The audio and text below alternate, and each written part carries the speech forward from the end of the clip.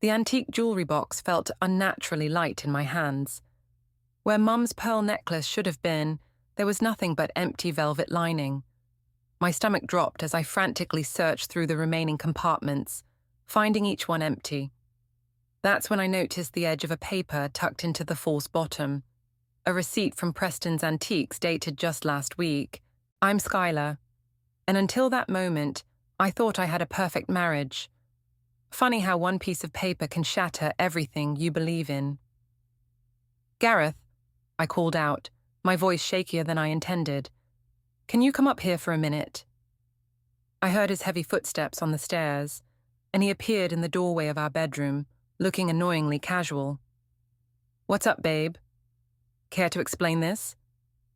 I held up the receipt. His face fell for just a split second before he caught himself. Oh, that old stuff. Mum and I thought it was time to clear out some clutter. You never wear any of it anyway. The calm way he said it made my blood boil. Clutter? That clutter was my grandmother's legacy.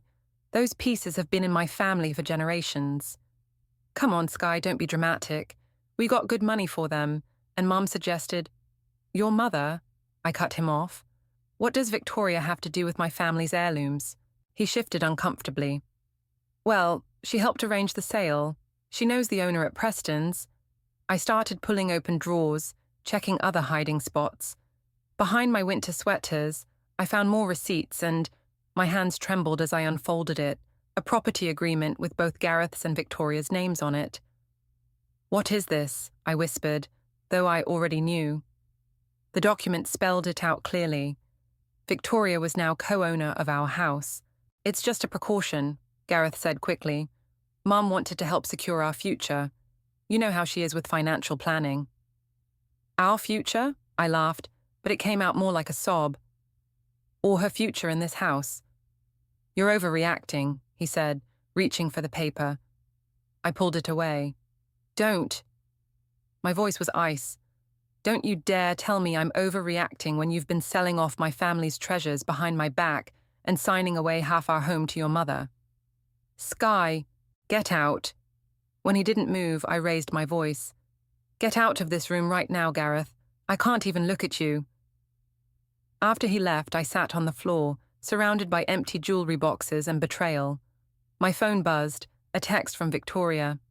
Darling, coming by tomorrow to discuss some renovations. Looking forward to putting my touch on the place. My hand stopped shaking. The hurt was still there, but something else was rising to take its place. Something colder, something stronger. They had no idea what they'd just started. You're not going to believe this, I said, sliding my phone across the coffee shop table to Paige. She picked it up, her eyes widening as she read Victoria's text. That manipulative witch, Paige muttered. She's been planning this for months, hasn't she? My brother Andrew leaned in, his jaw clenched. I knew something was off about Gareth from the start. Remember when he tried to convince you to add Victoria to your bank accounts for emergency purposes? I need your help, I said, pulling out the property agreement. This can't be legal.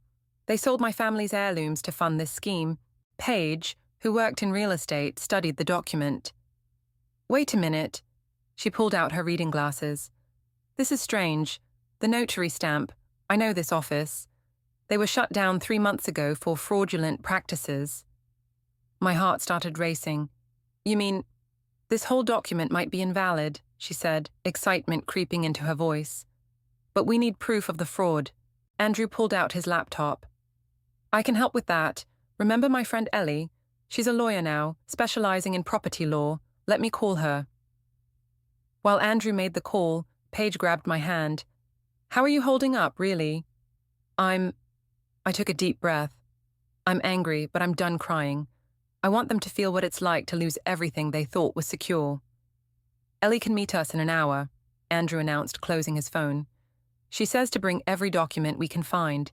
Just then, my phone buzzed again. Gareth.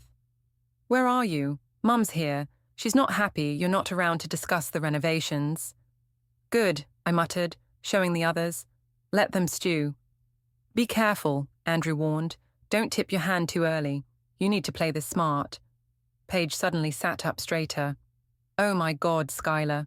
remember that dinner party last month when Victoria was going on about her antique collection? Yeah, why? She mentioned Preston's Antiques, said she had a special arrangement with the owner. What if there's more to this than just your heirlooms? My phone buzzed again. Victoria this time.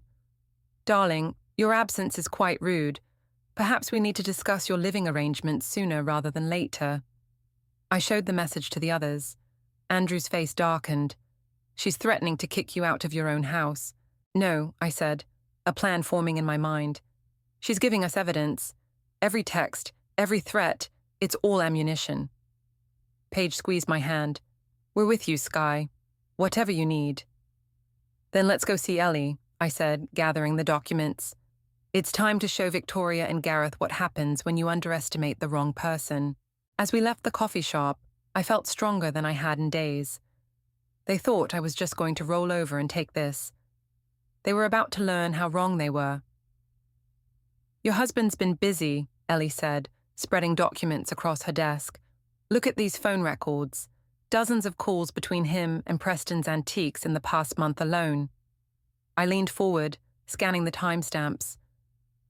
These calls started right after Victoria's last visit. That's not all, Andrew interrupted, bursting into Ellie's office. I just got back from the bank.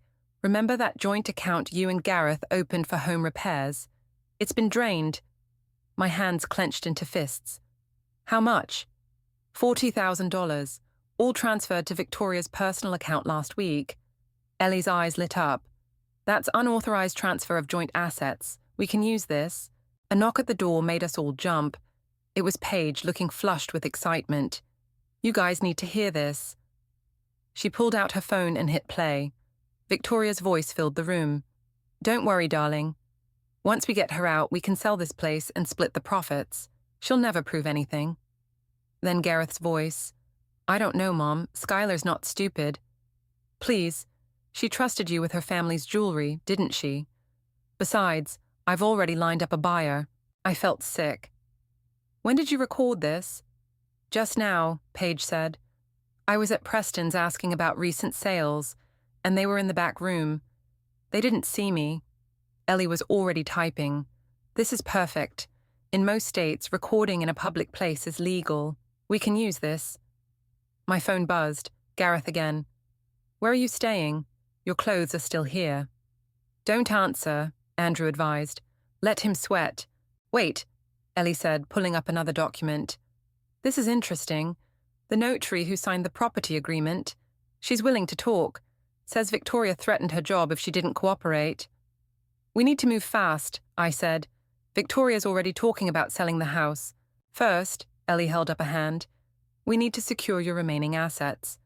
Andrew, help her open new accounts.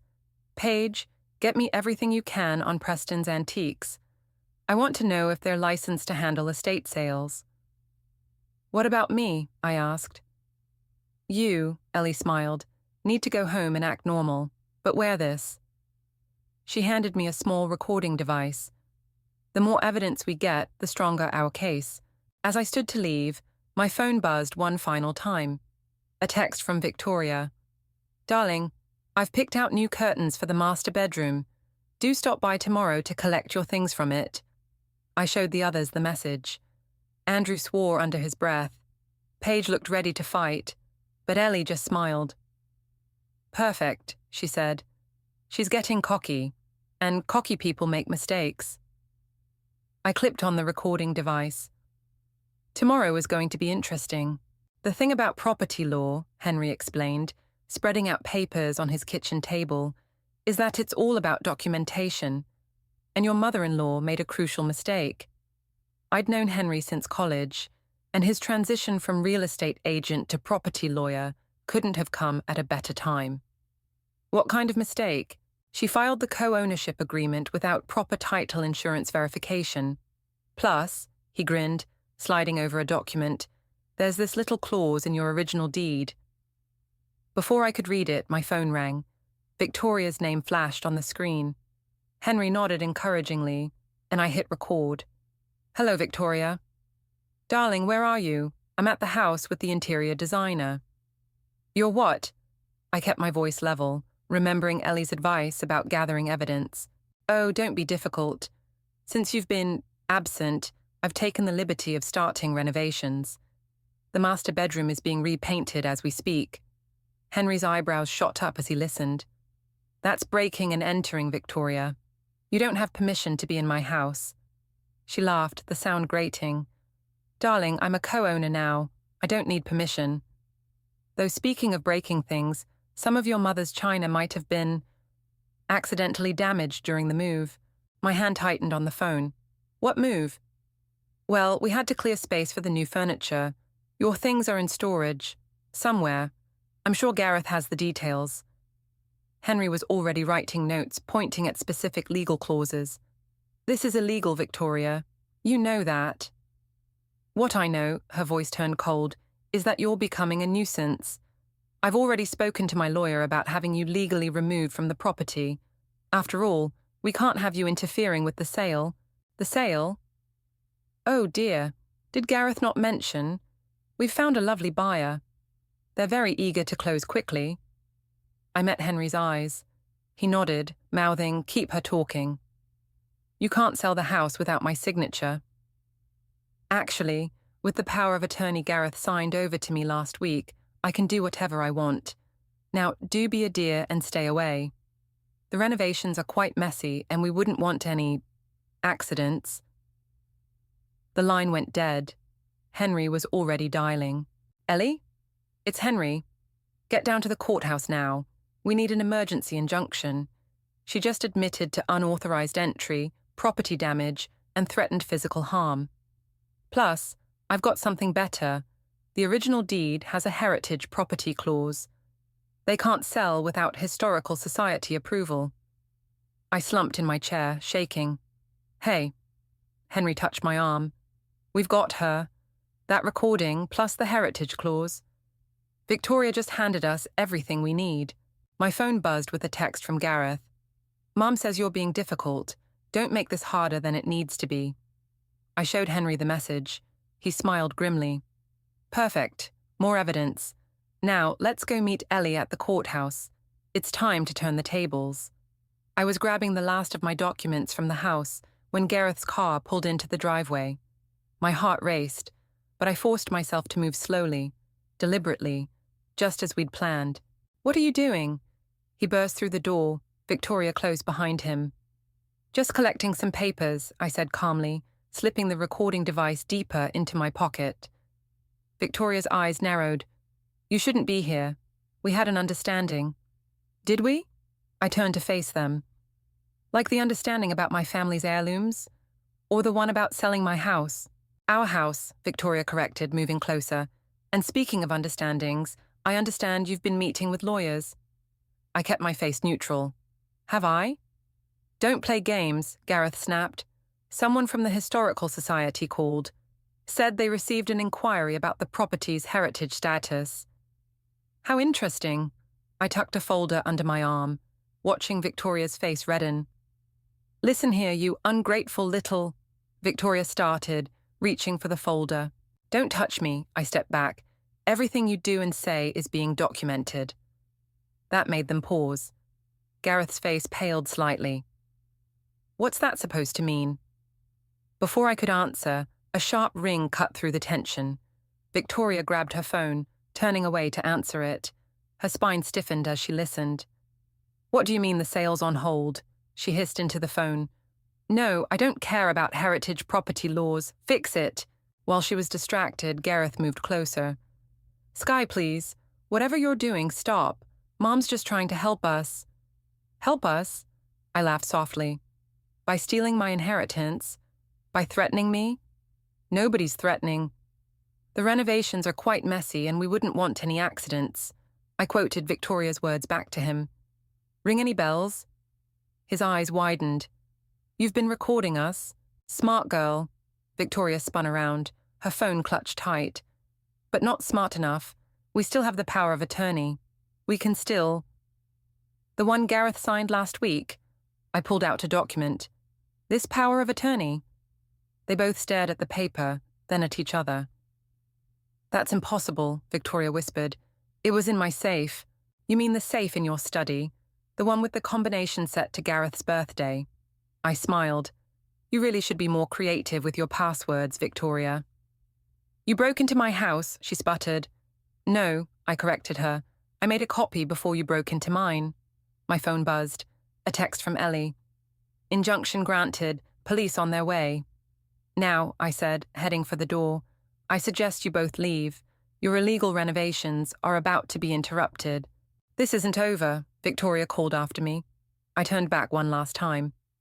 You're right, it's not, but the next move is mine. The owner of Preston's Antiques wants to talk, Paige announced, bursting into Ellie's office. He's terrified of being implicated in fraud. I looked up from the stack of financial records Andrew had brought. What changed his mind? Apparently, Victoria threatened to expose his involvement if he didn't cooperate with the house sale. He's ready to flip on them both. Ellie straightened in her chair. This is exactly what we needed. With his testimony... A knock interrupted her. Henry entered, holding a USB drive. You're going to want to see this. The Historical Society found something interesting in their archives. He plugged the drive into Ellie's computer and pulled up a video. There was Victoria, 6 months ago, speaking to the Society's board.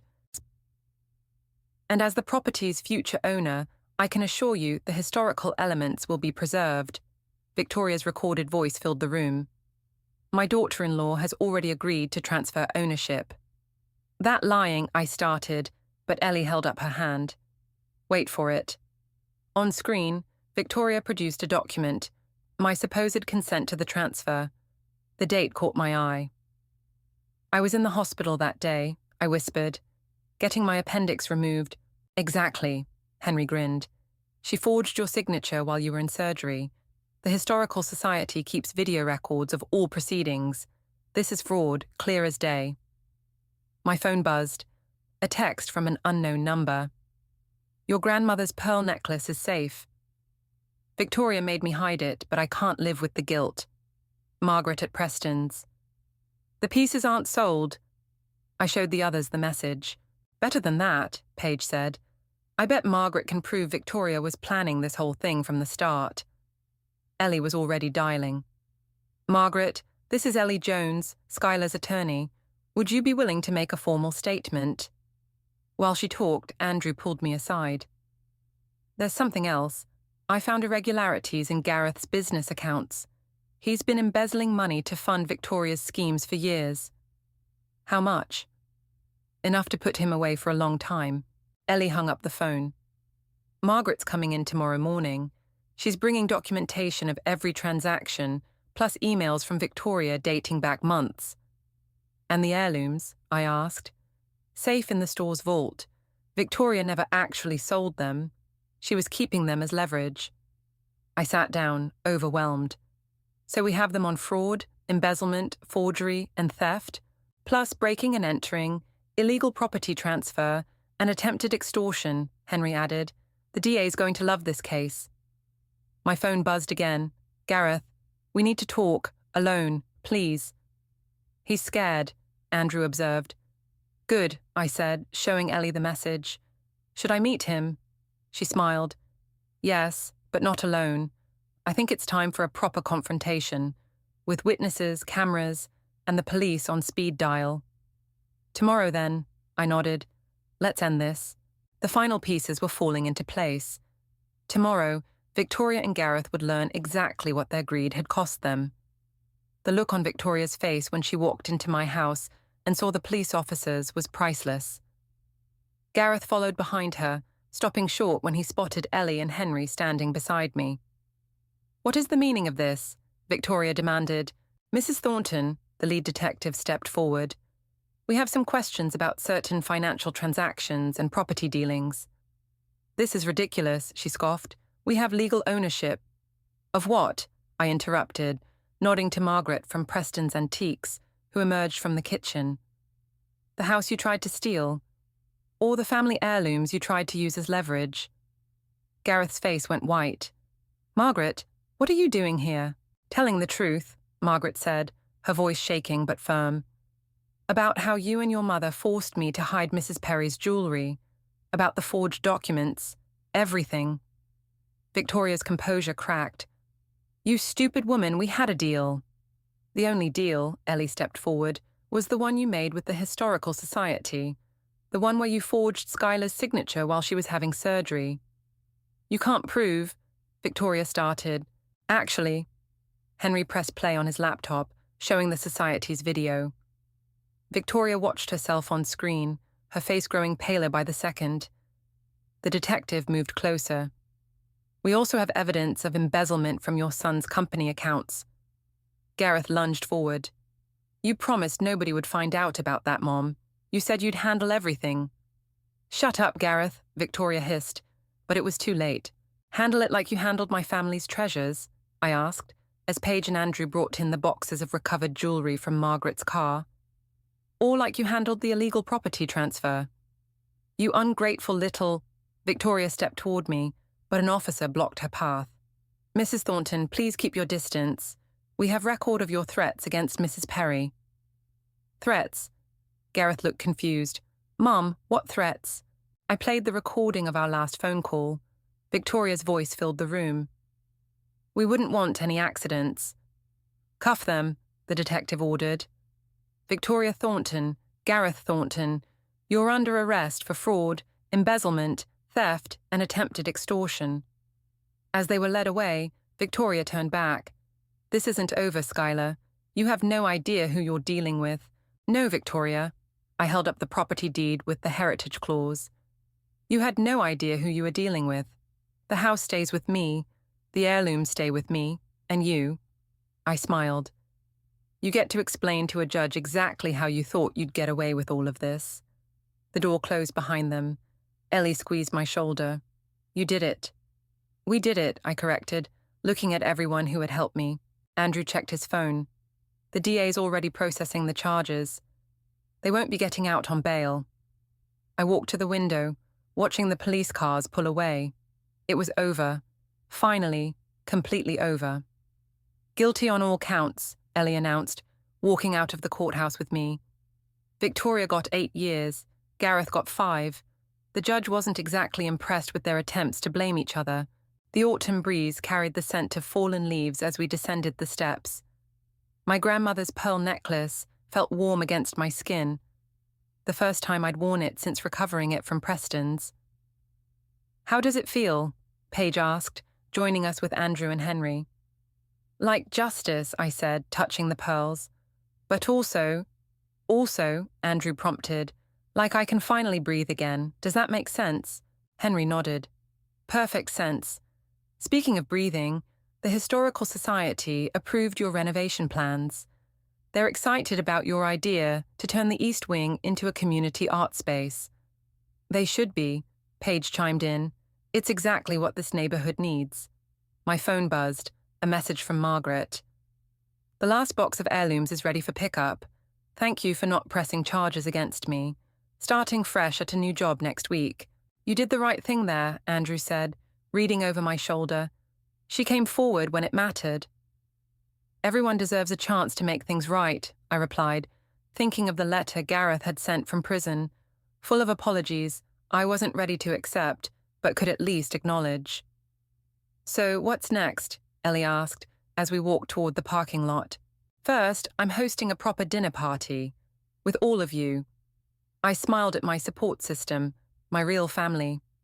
Then tomorrow, I start cataloguing the heirlooms, recording their stories. My grandmother always said every piece had a story worth telling. Including this one, Paige gestured around at all of us. Especially this one, I agreed. It's a story about what happens when people mistake kindness for weakness. And about choosing the right people to have in your corner, Henry added. We reached our cars, but nobody moved to leave. The late afternoon sun cast long shadows, and I found myself studying each face. The friends who had stood by me, fought for me, believed in me. You know what the best revenge is? I asked, fingering the pearls again. What's that? Andrew asked. Living well, living truthfully, and never letting anyone make you feel small again. Ellie raised an eyebrow. Pretty wise for someone who just won a major court battle. I had good teachers, I laughed. Now, about that dinner party, I'm thinking we should use the good china. All of it. every single piece Victoria tried to hide away. To new beginnings, Paige raised an imaginary glass. No, I corrected her. To continuing our story, the right way, with the right people. We parted ways in the parking lot, but I didn't feel alone anymore. Some people try to take everything from you, only to end up showing you exactly what you're made of. I was made of strength, resilience, and the unwavering support of true family. The kind you choose, and the kind that chooses you right back.